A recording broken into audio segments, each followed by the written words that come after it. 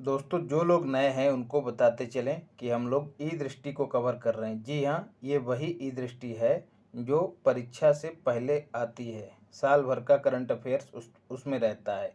होता यह है दोस्तों, यह मासिक पीडीएफ भी उपलब्ध कराती, लेकिन यह छपती नहीं है, यह केवल डिजिटल फॉर्मेट में होती है।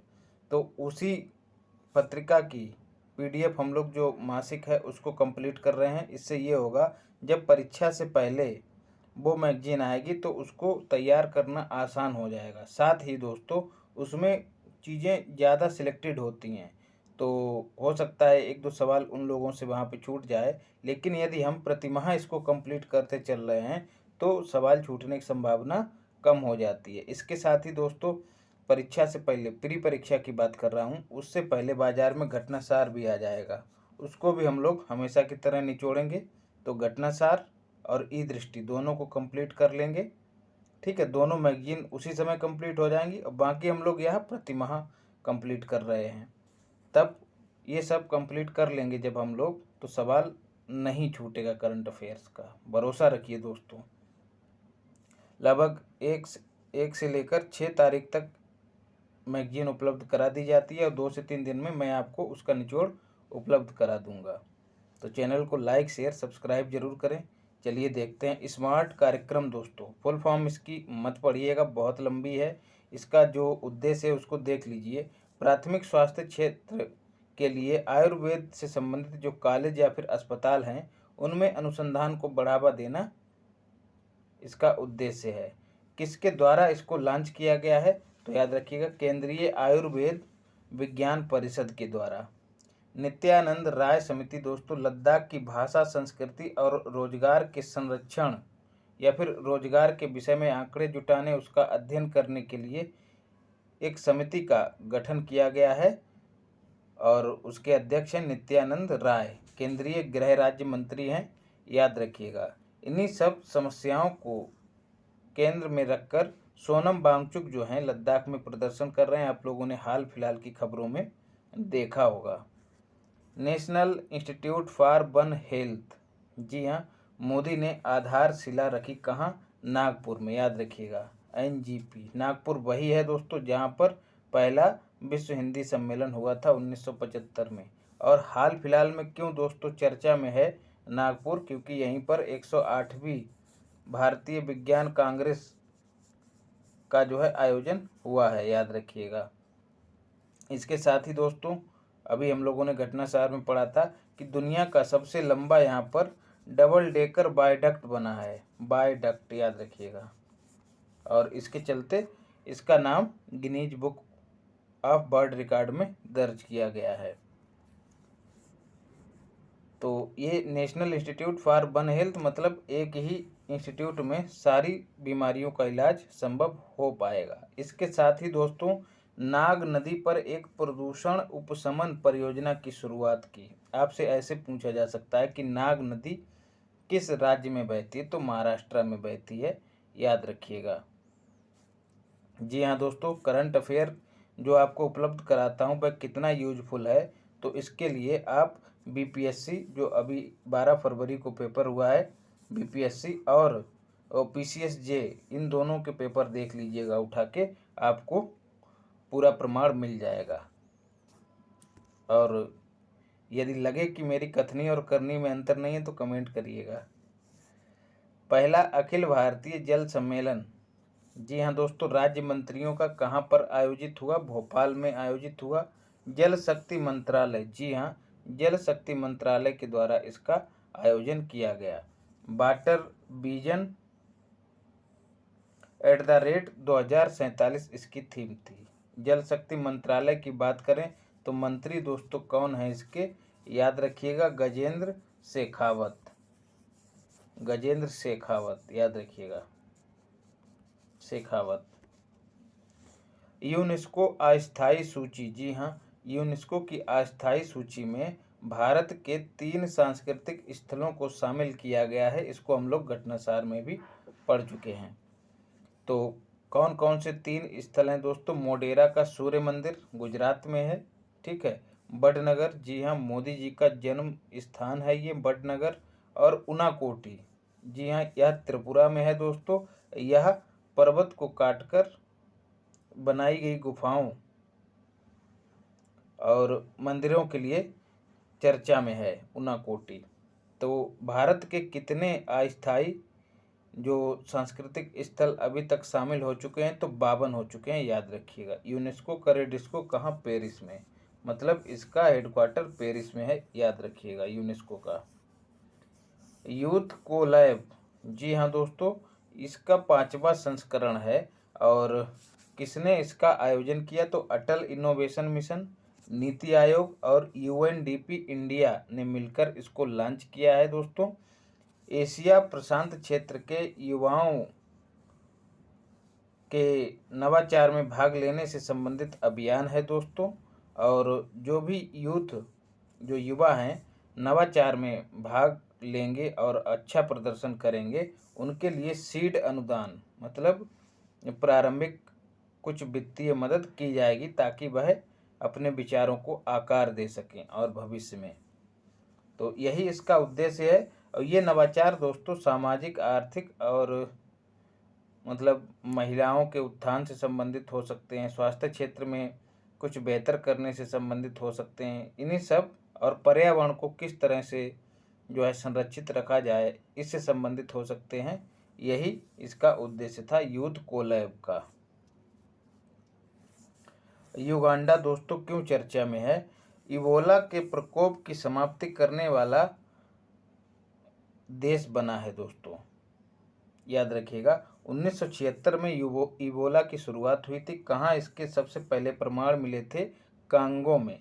जूनोटिक बीमारी है दोस्तों, मतलब पशुओं या जानवरों से मनुष्य में संचरित होती है। एक प्रकार का बुखार है जिसमें तीव्र रक्तस्राव होता है, याद रखिएगा। तो इबोला दोस्तों बीमारी आप लोग जान ही रहे होंगे। युगांडा की बात करें तो युगांडा जो है युगांडा जो है अफ्रीकी देश है दोस्तों। UKT एक ट्रिक है दोस्तों।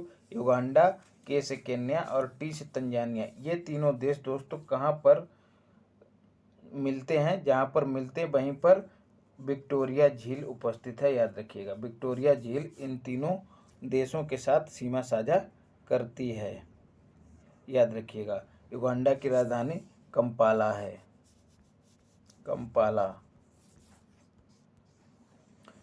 फिर बात करते हैं यूनाइटेड नेशन सिक्योरिटी काउंसिल की। जी हाँ, 5 अस्थायी देश इसमें शामिल किए गए हैं। आपको पता होगा कि UNSC में कुल 15 देश होते हैं। 15 में से 5 स्थायी होते हैं और 10 अस्थायी होते हैं। जो 10 अस्थायी होते हैं दोस्तों, इनका प्रति 2 वर्ष पर चयन किया जाता है। तो उसी प्रक्रिया के तहत 5 जो देश हैं वो शामिल किए गए हैं। कौन कौन से? जापान, इक्वाडोर, मोजाम्बिक, माल्टा और स्विट्जरलैंड। निकाला कौन गया है इनकी जगह पे? तो यह याद रखिएगा। और उसमें भी भारत को याद रखिएगा। भारत मैक्सिको को बाहर किया गया है। ऐसे ही 2-3 देश और हैं, उनको आपको याद करना जरूरी नहीं है। भारत दोस्तों 2021 के शुरू में शामिल हुआ था, 8वीं बार शामिल हुआ था, यह भी याद रखिएगा। तब अब जो है इससे बाहर हो गया है। अच्छा, एक सवाल ये पूछा जा सकता है कि इन देशों की नियुक्ति या चयनकर्ता कौन है दोस्तों? तो उंगा करता है। उंगा मतलब यूनाइटेड नेशन जनरल असेंबली, संयुक्त राष्ट्र महासभा, याद रखिएगा। 193 सदस्य होते हैं इसके, मतलब जितने UN में सदस्य हैं वह सभी इसके सदस्य होते हैं। सवाल कभी कभी पूछ लिया जाता है जो स्थायी सदस्य हैं वह कौन कौन से हैं दोस्तों? तो ब्रिटेन है, आप लोग जान ही रहे होंगे। ब्रिटेन, USA, फ्रांस, रूस और चीन, याद रखिएगा। ये 5 देश इसके स्थायी प्रतिनिधि हैं जिनको वीटो पावर प्राप्त है। भारतीय अंतर्राष्ट्रीय विज्ञान महोत्सव दोस्तों कहाँ आयोजित किया गया? जनवरी 2023 में भोपाल में, मतलब मध्य प्रदेश में, याद रखिएगा। यह विज्ञान महोत्सव है। और विज्ञान कांग्रेस दोस्तों जो कि 108वीं है, वह कहाँ आयोजित की गई? नागपुर में। तो विज्ञान कांग्रेस और विज्ञान महोत्सव को लेके कंफ्यूज नहीं होना है। 18वां विश्व संस्कृत सम्मेलन दोस्तों 2023 में कहाँ आयोजित हुआ? कैनबेरा। कैनबेरा दोस्तों ऑस्ट्रेलिया की राजधानी है, एकदम याद करना है इसको। किसके द्वारा इसको आयोजित किया गया? International association of Sanskrit studies, इसको आप छोड़ सकते हैं।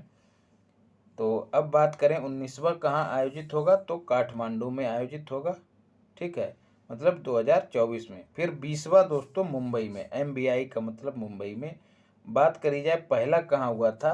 तो नई दिल्ली में हुआ था, याद रखिएगा। BBC sport personality of the year किसे बनाया गया है दोस्तों?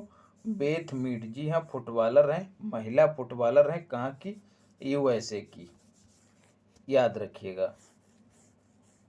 महिला शांति टुकड़ी दोस्तों कहाँ पर तैनात की गई? याद रखना है, अबेई में तैनात की गई है। अबेई दोस्तों एक क्षेत्र है, कहाँ? सूडान में, याद रखिएगा। महिला शांति टुकड़ी किसके द्वारा? भारतीय सेना ने तैनात की है। फिर है इकोनॉमिक लीग टेबल। जी हाँ, 2023। यह टेबल किसने जारी की दोस्तों? Centre for economics and business research ने। इसने क्या कहा है दोस्तों? भारत जो है वर्तमान में 5वीं सबसे बड़ी अर्थव्यवस्था है। नंबर 1 पे आप लोग जान ही रहे होंगे, USA है।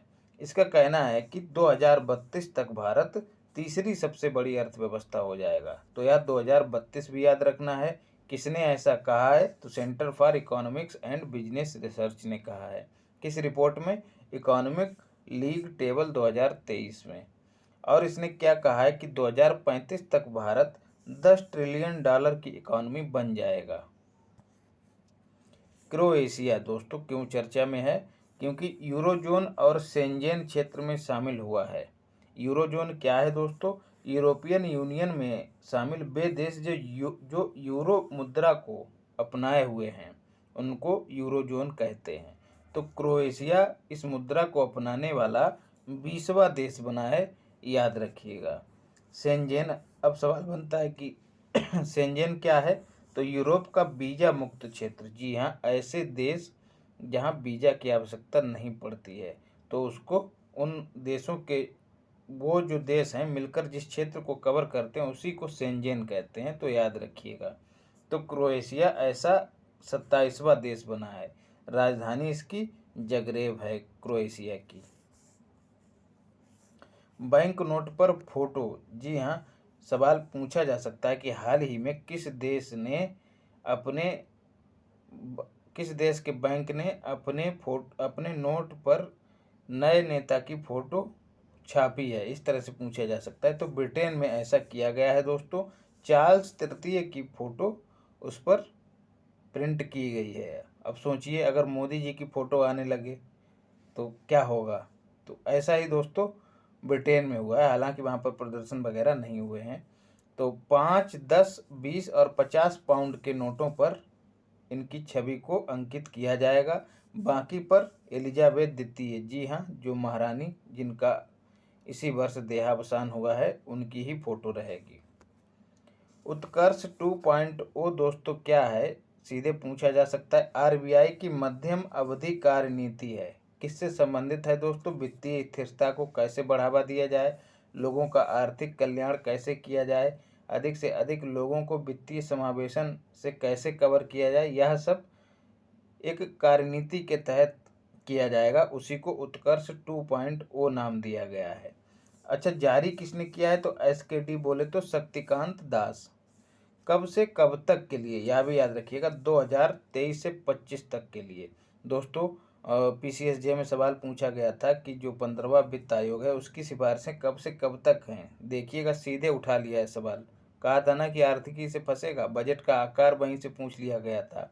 एक सवाल और आया था जिसमें वृद्ध जो वृद्ध वर्ग हैं, वृद्धजन हैं, उनसे संबंधित कोई परिवर्तन था, याद नहीं आ रहा है, वह भी सीधे वहीं से मिला था। तो जो भी चीज़ें देता हूँ एकदम ऑथेंटिक देता हूँ और अपने अनुभव से देता हूँ दोस्तों। यूं ही नहीं, 3-4 बार मेंस लिखा हूँ, यूं ही नहीं दोस्तों, काम किया है उस पर। वो अलग बात है कि मेंस क्वालिफाई नहीं हो रहा है, इस बार भी निराशा और हताशा हाथ लगी। खैर, अब तो जंग सी छिड़ गई है। ग्रेट प्लेस टू वर्क 2023 प्रमाण पत्र दोस्तों किसे दिया गया? जैसा कि नाम से ही विदित हो रहा है, ग्रेट प्लेस टू वर्क मतलब काम करने के लिए अच्छा स्थान का प्रमाण पत्र किसे दिया गया? टाटा स्टील को दिया गया है। अर्थ गंगा क्या है दोस्तों? एक प्रकार का कार्यक्रम है, मिशन है। जी हाँ, क्या इसका उद्देश्य है? जो समुदाय और संसाधन है स्थानीय, उनका गंगा की सुरक्षा में किस तरह से इस्तेमाल किया जाए। ठीक है, तो उन्हीं संसाधनों और समुदायों को एकदम अप टू डेट करना है, अपग्रेड करना है, उनकी क्षमता का निर्माण करने का कार्यक्रम है। किसने इसकी शुरुआत की दोस्तों? तो अशोक कुमार ने इसकी शुरुआत की, जो कि राष्ट्रीय स्वच्छ गंगा मिशन के महानिदेशक हैं, याद रखिएगा। 4 राज्यों में यूपी, यूके और बिहार और झारखंड में इसकी शुरुआत की जाएगी, याद रखिएगा। मतलब जो गंगा के किनारे राज्य पड़ रहे हैं। विश्व मसाला कांग्रेस 2023 महत्वपूर्ण है दोस्तों। अंतर्राष्ट्रीय व्यापार को बढ़ावा देना इसका उद्देश्य था।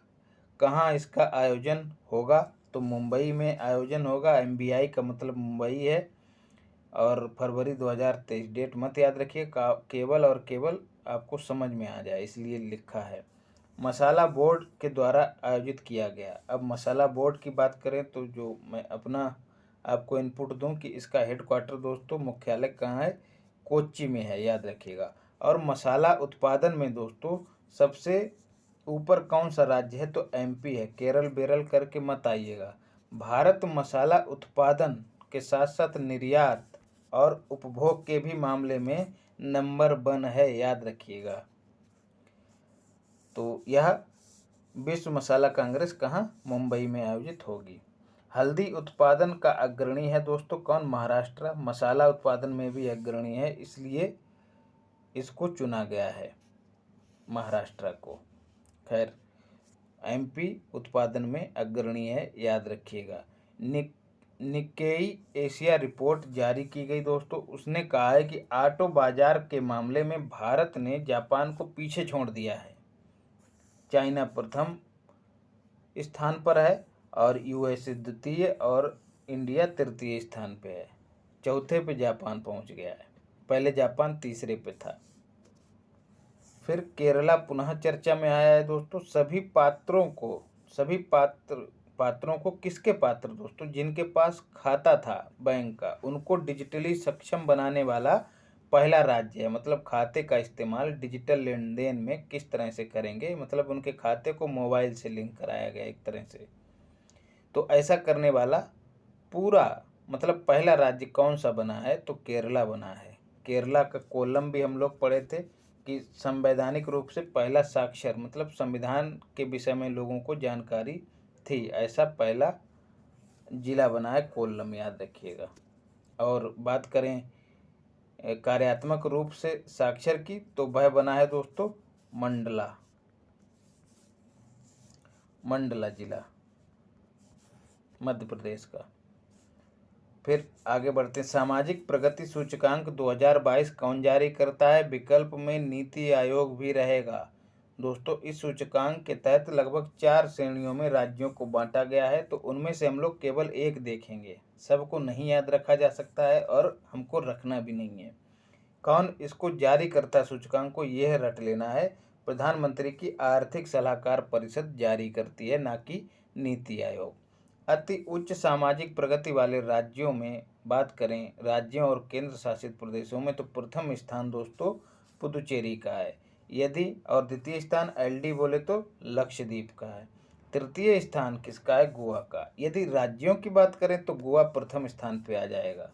जी हाँ दोस्तों, क्योंकि गोवा राज्य है जबकि पुदुचेरी केंद्र शासित राज्य है। कोयला मंत्रालय ने उत्पादन के लक्ष्य निर्धारित किए हैं दोस्तों। 2025 तक 1.31 BT बोले तो बिलियन टन, और 2030 तक कितना लक्ष्य रखा है? 1.5 बिलियन टन का। और आपको बताता चलूँ, हम लोग घटनासार में पढ़े हैं कि भारत ने 2022 की पहली छमाही में $4.2 बिलियन की बचत की है। कैसे? सौर ऊर्जा के उपयोग के द्वारा। जी हाँ, जब सौर ऊर्जा के उपयोग को बढ़ावा मिला तो कोयले की खपत कम हुई, कोयला आधारित बिजली कम उत्पादित की गई। तो यह भी डिजिट याद रखिएगा, 4.2 बिलियन डॉलर। फिर है कृषि परिवार की मैक्सिमम मासिक आय दोस्तों कहाँ पर है? मेघालय में रट लेना है दोस्तों। जो कृषि कल्याण मंत्री हैं नरेंद्र सिंह तोमर, उन्होंने यह बयान दिया राज्यसभा में, शायद यह मत याद रखिए कहाँ दिया, लेकिन प्रतिनिधि हैं तो स्वाभाविक सी बात है उनका डाटा अधिकृत ही होगा। तो मेघालय में सर्वाधिक आय है दोस्तों, मासिक आय सर्वाधिक है जो कृषि परिवार होता है। दूसरे स्थान पर पंजाब, तीसरे स्थान पर हरियाणा।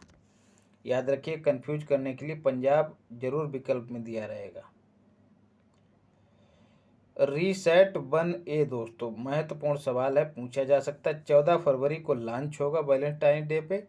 किसान कल्याण और अंतरिक्ष विभाग ने इसके उपयोग को किसान कल्याण मंत्रालय ने अंतरिक्ष विभाग के साथ समझौता किया है कि वह इसकी सेवाएं ले सकेगा। तो क्या इसका इस्तेमाल होगा? कृषि संबंधित जानकारी इस सैटेलाइट से मिलती रहेगी। फसलों का निरीक्षण किया जाएगा, फसल क्षेत्र का निरीक्षण किया जा सकेगा, फसल के किसी आपदा के दौरान कितना नुकसान हुआ उसका आकलन हो सकेगा। ये सब सुविधाएं जो हैं रीसेट 1A के तहत मिल जाएंगी। तो यह समझौता अंतरिक्ष विभाग के साथ हुआ है। पूछा जा सकता है कि हाल ही में सरकार के किस विभाग ने अंतरिक्ष विभाग के साथ उसके सैटेलाइट की सेवाएं लेने के लिए समझौता किया है? तो याद रखना किसान कल्याण विभाग ने। टेलीग्राम को ज्वाइन करिए दोस्तों, यहीं पर आपको PDF मिलेगी। Target current AK 123। विश्व का पहला टीका जो मधुमक्खियों के लिए बनाया गया है, किसके द्वारा? USA के द्वारा। भारत का पहला 5G सक्षम ड्रोन, जी हाँ दोस्तों 5G नेटवर्क का इस्तेमाल करके यह ड्रोन उड़ान भरेगा, स्काई हॉक याद रखिएगा। बागीर दोस्तों क्या है? 5वीं स्कॉर्पियन श्रेणी की पनडुब्बी है दोस्तों, फ्रांस और भारत की मदद से बन रही है दोस्तों। ठीक है, किसके द्वारा? मझगांव डाक शिपयार्ड लिमिटेड के द्वारा, जी हाँ मुंबई में है, उसके द्वारा इसका निर्माण किया जा रहा है। नौसेना में शामिल हुई है, याद रखिएगा। यह 5वीं है। कुल 6 पनडुब्बियां जो हैं स्कॉर्पियन श्रेणी की पनडुब्बियां प्रोजेक्ट 75 के तहत बनाई जाएंगी, याद रखिएगा। उनमें से 5 हो गई हैं, छठी जो होगी दोस्तों वह होगी बागशीर, उसको अभी शामिल नहीं किया गया है। तो बागीर 5वीं है। ट्रिपल वी याद रखने के लिए है, कलवरी, खंडेरी, करंज, बेला, बागीर और बागशीर। Triple we. EU का नया लॉन्चिंग स्टेशन, जी हाँ EU का मतलब यूरोपियन यूनियन से है दोस्तों। इसने अपना नया लॉन्चिंग स्टेशन लॉन्च किया है। कहाँ? किरूना शहर। कहाँ किरूना शहर है? स्वीडन में, याद रखिएगा। अभी तक फ्रेंच गुयाना से यह अपने सैटेलाइट को लॉन्च करता था, जो कि दक्षिण अमेरिकी एक देश है, याद रखिएगा। फ्रेंच गुयाना, एक गुयाना भी है दोस्तों, जहाँ के प्रतिनिधि गए हैं, जहाँ के जो राष्ट्रपति हैं दोस्तों, वह जो 17वां प्रवासी भारतीय दिवस सम्मेलन हुआ वहाँ पर मुख्य अतिथि के रूप में बुलाए गए हैं। वो केवल गुयाना है, उसकी राजधानी जॉर्ज टाउन है दोस्तों।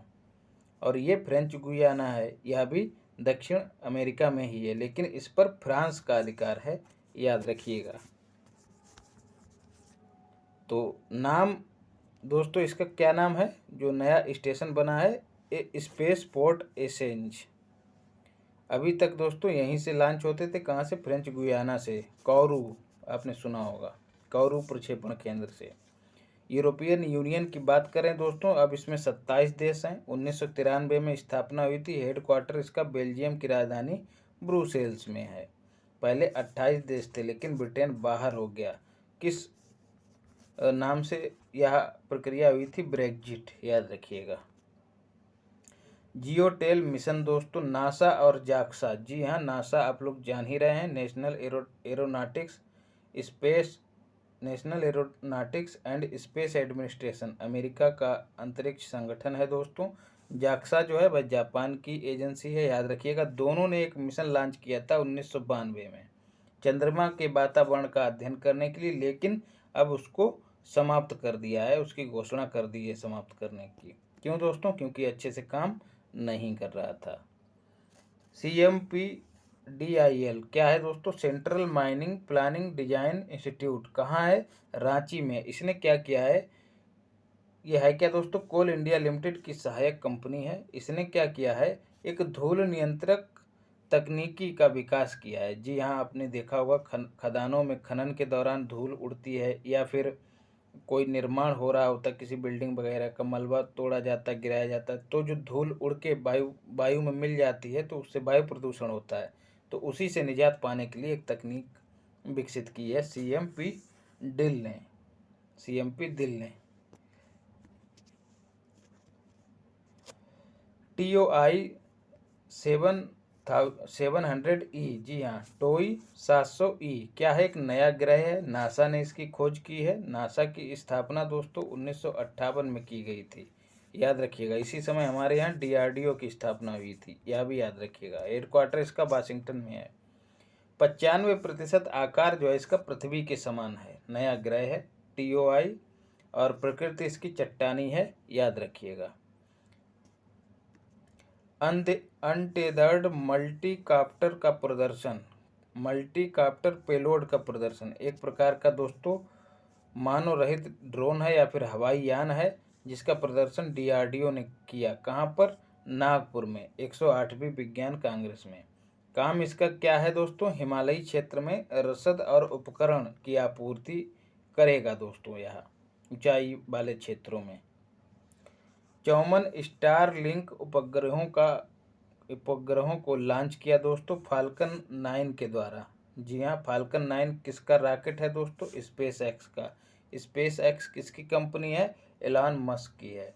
कब स्थापना हुई थी? 2009 में हुई थी, और इसी का यह रॉकेट है, और इसी का यह मिशन है स्टारलिंक, याद रखिएगा। अब आकाश में गुब्बारे वगैरह कुछ स्थापित करके या फिर सैटेलाइट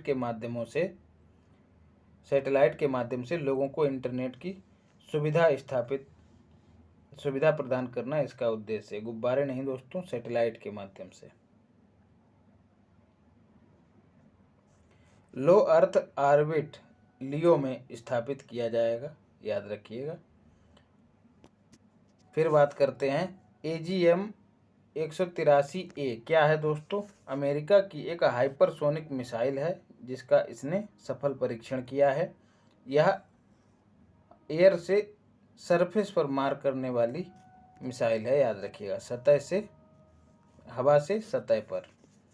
फिर है प्रलय मिसाइल दोस्तों, DRDO ने खरीद को मंजूरी दे दी है, याद रखना है। DRDO से भारत सरकार ने खरीद को मंजूरी दे दी है। 120 मिसाइलें खरीदी जाएंगी। बैलिस्टिक मिसाइल है, सरफेस टू सरफेस मार करती है, और चाइना तथा पाकिस्तान के सीमावर्ती क्षेत्रों में इसको तैनात किया जाएगा। प्रलय, यह नाम जरूर याद रखिएगा।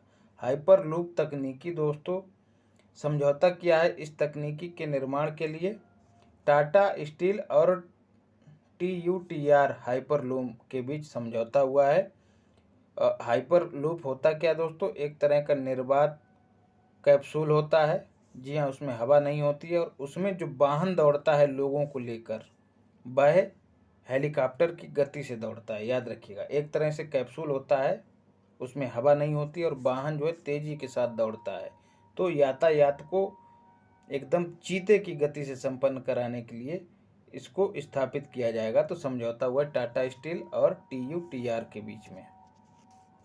ब्रह्मोस, जी हाँ, हवा से समुद्र में परीक्षण किया गया इसका, याद रखिएगा। सुखोई 30 MKI के द्वारा नई मारक क्षमता हासिल कर ली है वायुसेना ने, याद रखिएगा। अब जो है समुद्र में भी यह विमान से निशाना लगा सकेगी, तो यह नई क्षमता हमने हासिल कर ली है, तो याद रखिएगा।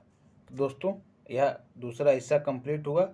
अगला हिस्सा जल्द ही आपको उपलब्ध कराया जाएगा।